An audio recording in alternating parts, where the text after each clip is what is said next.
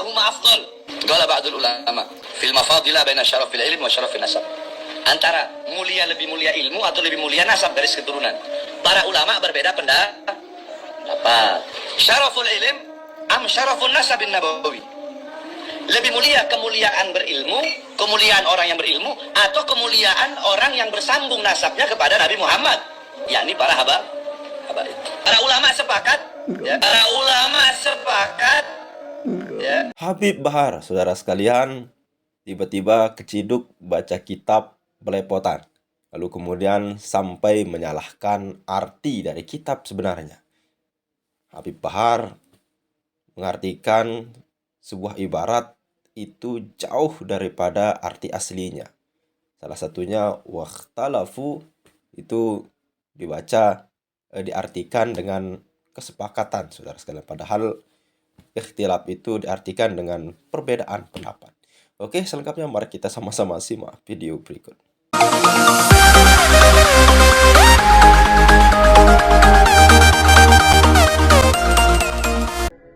Wa ikhtalafa al-a'imma ayyuhuma afdal. Qala ba'dul ulama fil mafadilah baina syarafil ilm wa syarafin nasab. Antara lebih mulia ilmu atau lebih mulia nasab garis keturunan. Para ulama berbeda pendapat. Syaraful ilm am syarafun nasabin nabawi. Lebih mulia kemuliaan berilmu, kemuliaan orang yang berilmu, atau kemuliaan orang yang bersambung nasabnya kepada Nabi Muhammad, yakni para habaib. Dhahaba jam'un ila tafzili ila tafzil tsani. Qalu li'annahu dzatiyyun. Tsani aradi, thumma raja'a al-ula. Subhanallah. Para ulama sepakat, ya, mana yang lebih utama? Keutamaan ilmu atau keutamaan garis keturunan Rasulullah? Maka para ulama menjawab yang kedua. Yang kedua yang lebih utama. Loh, kenapa? Qalu, para ulama itu berkata, li'annahu dzatiyyun. Karena garis keturunan itu zat, nggak bisa dirubah. Zat, darah daging. Sedangkan yang pertama itu hanyalah anugerah pemberian dari Allah Subhanahu wa taala yang satu saat bisa hilang. Assalamualaikum warahmatullahi wabarakatuh. Allahumma salli ala sayyidina Muhammadin wa ala alihi wa sahbihi ajma'in, amma ba'du. Setelah kita lihat bagaimana Habib Bahar menjelaskan teks kitab, isi kitab dari teks yang dibacakannya itu banyak sekali hal yang rumpang. Bahkan ada satu yang mungkin ini fatal ya. Tapi di sini saya tidak menyalahkan Habib Bahar karena mungkin banyak faktor ya. Yang dialami Habib Bahar bisa saja tidak fokus, bisa saja banyak hal lah. Orang baca kitab salah itu mungkin banyak hal ya, kenapa bisa keliru. Ini juga bukan penegasan saya lebih alim berarti dari Habib Bahar, enggak. Ya, coba kita urai perlahan-lahan di sini. Nah, adapun yang tadi fatal, kita Habib Bahar mengatakan sepakat. Ulama sepakat. Sementara kalau kita lihat teksnya di sini, itu dari 3 poin dari waqtalafal a'immatu, ba'dul ulama'i, qala ba'dul ulama'i, dengan di bawahnya itu zahaba jam'un. Itu tidak ada satupun teks yang dapat kita ambil atau dapat kita pahami ini sebagai sebuah kesepakatan. Kalau mau ngeles ya mungkin yang sepakat itu sebagian ulama tersebut sepakat. Enggak ya, namanya teks kalau kita pahami secara komprehensif itu kalau dimaknai dengan sepakat justru tanakut, bertentangan atau kontradiktif ya. Isi kitab ngomongnya ikhtilaf. Ini berarti sudah terjadi perbedaan pendapat.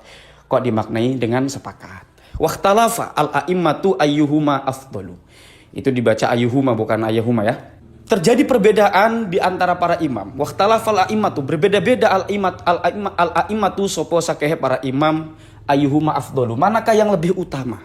Qala ba'dul ulama'i. Nah ini. Sebagian ulama berpendapat fil mufadolati, ya dibaca mufadolah bukan mafadilah. Karena mufadolah itu sesuatu yang diunggulkan dari 2 perkara. Mana yang lebih utama? Sesuai kan sinkron dengan yang di atas tadi. Dengan pertanyaan ayyuhuma afdalu tadi. Fil mufadolati baina syarafil ilmi wa syarafin nasabin nabawi. Manakah yang lebih unggul di antara kemuliaan ilmu dengan kemuliaan nasab kenabian? Nah, baru di sini zahaba jam'un. Zahaba gawe madhab jam'un sopok sebagian sapa kelompok ulama minal ulama'i nya. Jam'un sopok sekelompok minal ulama'i nyatane saking sakeh ulama. Ya, berarti min tabyin ini untuk menjelaskan jam'un situ siapa, yaitu minal ulama'i. Ala tafdilis tsani, yaitu atas keunggulan yang kedua. Ya, berarti yang keunggulan yang kedua itu adalah nasab, ya, keunggulan nasab.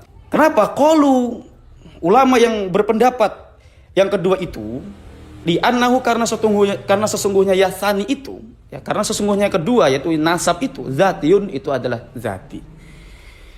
Wasani, nah ini di sini entah kenapa, apakah sama dengan kitab yang dibacakan oleh Habib Bahar, karena kalimatnya di sini asani atau katanya kata asani.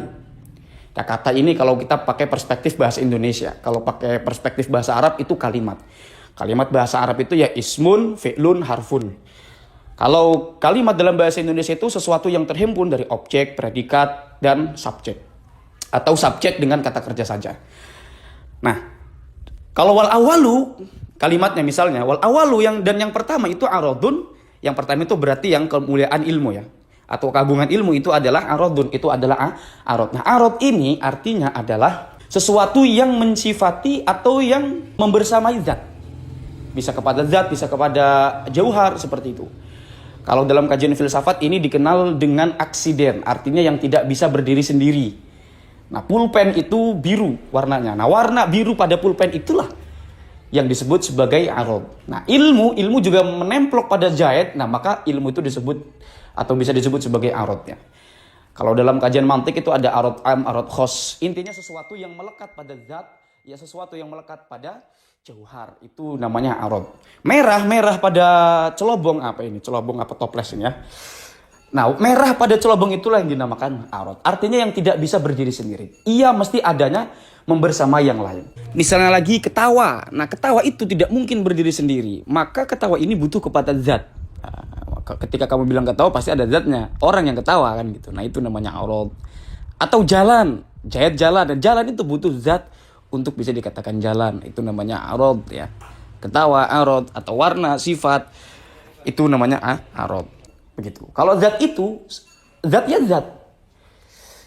Ya, kamu itulah zat, gitu. Nah, sesuatu yang membersamai kamu atau aksidental itulah yang disebut sebagai arad, seperti itu. Wasani, nah balik lagi kepada asani tadi. Sebetulnya Habib Bahar di sini kan wasani ini diterjemahkan oleh Habib Bahar sebagai al-awwal. Ya, wasani yang pertama adalah aradun, artinya yang syaraful ilmi itu adalah arad, seperti itu. Kalau saya pahami dari teks secara komprehensif dari yang dikatakan oleh Habib Bahar, kalau benar teksnya yang dikatakan oleh Habib Bahar seperti ini, berarti ini berhenti titiknya pada zatiyun, ya. Qalu li annahu zatiyun, berhenti sampai situ, titik, ya. Zahaba jam'un minal ulama'i ala tafdilis tsani. Qalu li annahu zatiyun, titik. Berarti pendapat yang pertama mengatakan bahwasanya tentang keutamaan yang kedua itu alasannya adalah karena mereka itu adalah zat, secara zat. Baru masuk ke yang selanjutnya, wasani, dan pendapat yang kedua. Nah, baru di sini bisa dipahami, ya. Wasani aradun, dan yang kedua itu adalah arad. Gitu. Farajjaha al-ula, baru di sini kita bisa masukkan atau sinkronkan dengan farajjaha al-ula. Dan yang diunggulkan itu adalah al-ula. Yang pertama, mana yang pertama? Yaitu zati. Berarti kitab ini memang sedang membahas tentang keutamaan atau ulama yang merilis tentang keutamaan nasab atau lebih utama nasab daripada yang kemuliaan ilmu. Tetapi apakah ulama yang menulis bahwasanya lebih utama ilmu daripada nasab? Ada. Oh, berarti memang antara keutamaan ilmu dengan keutamaan nasab ini terjadi begitu banyak pendapat dari kalangan ulama. Artinya kalau sudah menjadi perdebatan seperti itu, kita boleh ikut yang syaraful ilmi, tidak mesti ikut yang syaraful nasab. Ataupun kita juga boleh ikut yang syaraful nasab ketimbang syaraful ilmi. Atau kondisional, dalam kondisi-kondisi tertentu kita ikut yang ini, dan dalam kondisi tertentu kita ikut yang itu. Nah, itu mangga, ya, seperti itu. Kalau kita mau bijak-bijakan seperti itu, ya. Bukan bijak-bijakan buangan, artinya kalau kita mau bijak beneran. Dengan alasan apakah ulama kemudian yang mengatakan bahwasanya lebih mulia ilmu? Itu alasan itu karena ilmu itu dengan bil kasbi, dengan kasab, dengan jerih payah, dengan upah. Nah, itu dia teman-teman.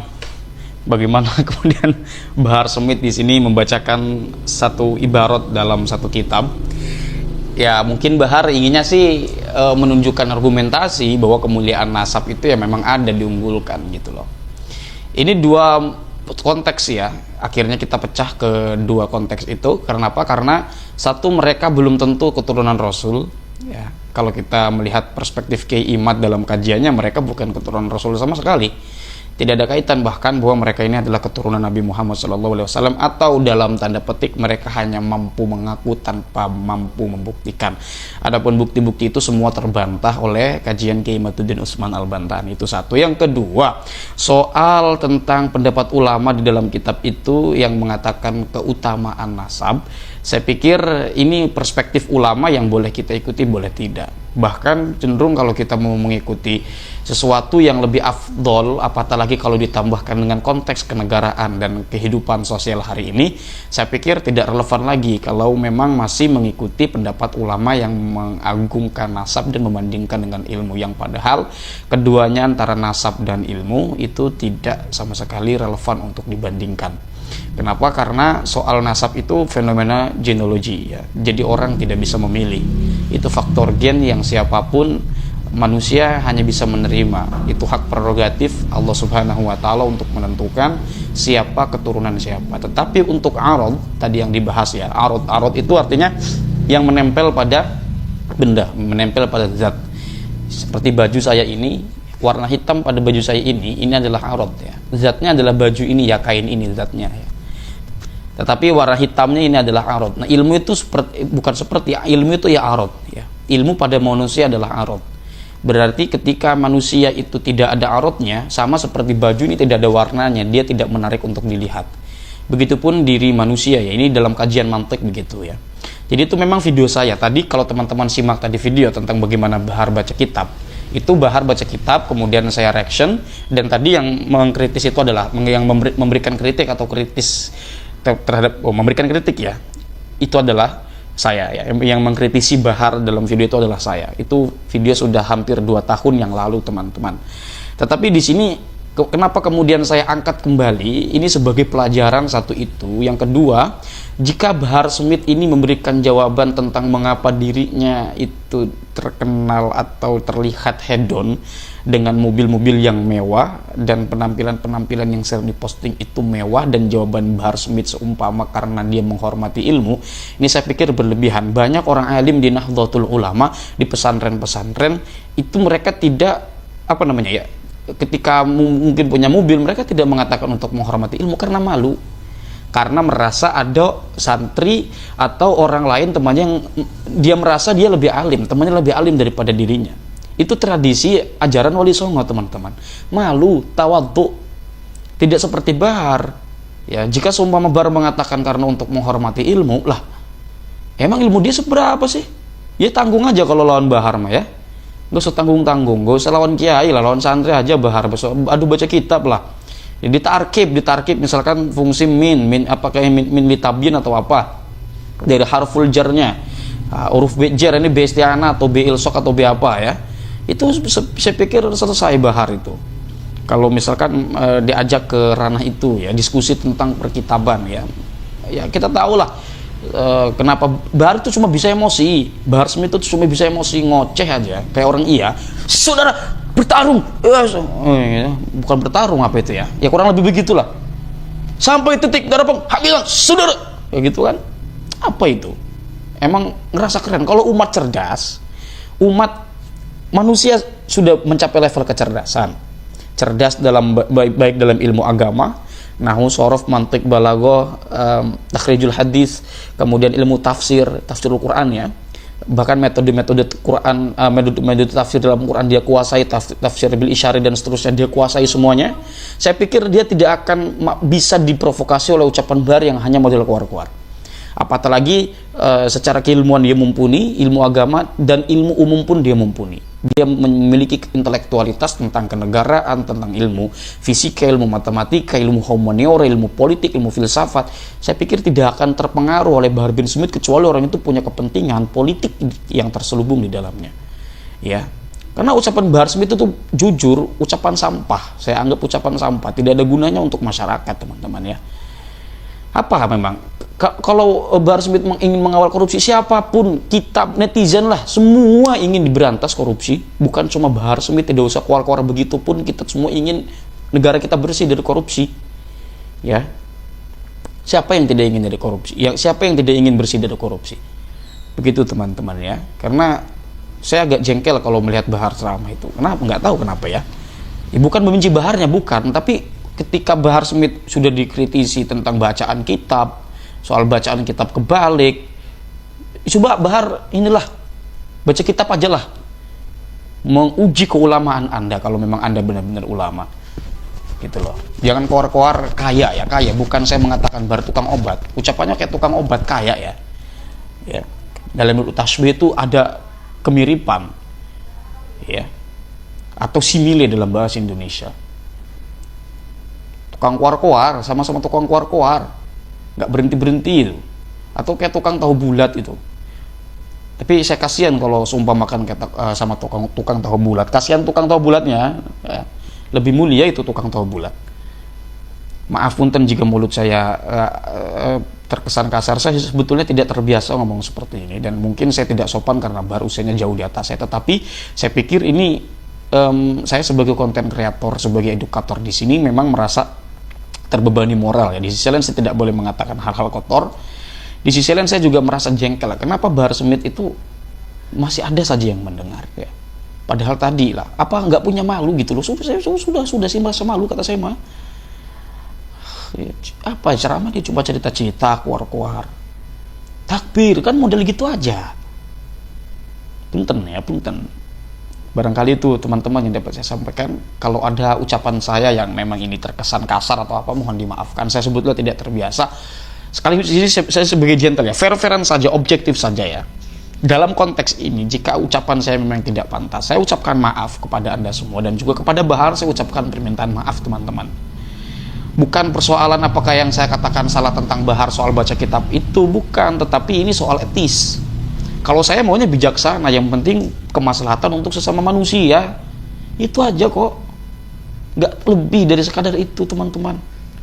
Insya Allah niat saya tulus mengkritik Bahar dan semacamnya ini karena ingin saya itu melihat masyarakat Indonesia cerdas. Loh, apakah yang disampaikan Bahar itu tidak mencerdaskan? Lah, Anda pikir saja apakah yang dilakukan oleh Bahar Smith itu bisa memberikan kontribusi intelektual kepada masyarakat? Ya. Secara signifikan gitu. Baca kitab aja gitu kok. Mengartikan salah, tidak klarifikasi pula. Harusnya klarifikasi, iya saya salah, saya perbaiki gitu. Mana? Saya belum pernah melihat. Atau soal baca kitab yang kebalik itu. Begitu teman-teman ya. Saya mohon maaf sekali lagi kalau memang ucapan saya ini agak sedikit kasar. Saya aturkan sekali lagi permintaan maaf saya kepada teman-teman semua. Ya, tidak ada kebencian kepada Bahar Smith. Secara person tidak ada kebencian. Sebagai sesama manusia semua harus saling mencintai. Termasuk kritik pun itu bagian dari cinta, untuk saling mengingatkan sebagai sesama muslim. Hadanallahu wa iyyakum ajma'in. Salam cinta damai untuk semuanya, untuk NKRI tercinta. Wallahu huwal muwaffiq ila aqwamit thoriqin. Wassalamualaikum warahmatullahi wabarakatuh. Oke, saudara sekalian, itu ya tadi tanggapan yang sangat luar biasa dari Gus Hanif. Kemudian ini memang kata beliau itu di dalam video tadi adalah ini adalah video lama saya dalam menanggapi Habib Bahar. Nah, ini mungkin lebih parah daripada membaca kitab kebalik, saudara sekalian. Mungkin Habib Bahar membaca kitab kebalik itu mungkin hasil googling ya, lalu kemudian dilihat hasil googlingnya itu kebalik ibaratnya, lalu dibaca seperti itu. Mungkin itu bisa ditolerir, tapi ini sudah luar biasa, saudara sekalian. Ini Habib Bahar mengartikan ibarat yang artinya itu sebagai antonim daripada arti sebenarnya, saudara sekalian. Nah, ini adalah mungkin ya kita tidak suuzon kepada Habib Bahar. Mungkin beliau lagi banyak masalah. Ini tiba-tiba diguncangkan mungkin pada saat itu dengan kajian fenomenal Kiai Haji Ahmaduddin Utsman Al-Bantani. Lalu kemudian para habaib yang sudah enak hidupnya, tenang-tenang, dimuliakan. Lalu kemudian tiba-tiba datang sebuah kajian dari K.J. Amaluddin, sebuah penelitian yang sangat luar biasa yang mengguncangkan seluruh Robitoh dan para penghuninya, saudara sekalian, beserta para anggota-anggotanya yang tergolong dalam Robitoh. Ini yang membuat mungkin kebelepotan Bahar bin Smith di dalam mengartikan sebuah kitab sehingga semuanya amburadul, saudara-saudara.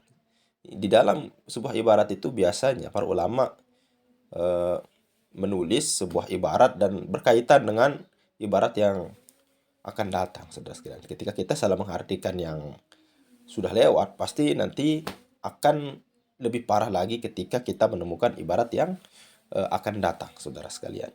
Ya mungkin video ini bermanfaat untuk kita supaya, karena Habib Bahar ini kalau kita lihat luar biasa ya di dalam semangatnya menggaungkan ajaran Islam, meskipun caranya sampai mengangkat golok, saudara sekalian, sampai menodongkan katana kepada jamaah, saudara sekalian. Ini luar biasa, ini pendekar daripada klan Ba'alwi, saudara sekalian. Tapi ketika kita melihat beliau itu baca kitab saja luar biasa. Ya mungkin hanya itu saja, luar biasa karena Gus Hanif dalam membongkar video lama beliau ya ditampilkan sekarang dan luar biasa. Kita tertarik mendengarnya. Sekian, assalamualaikum warahmatullahi wabarakatuh.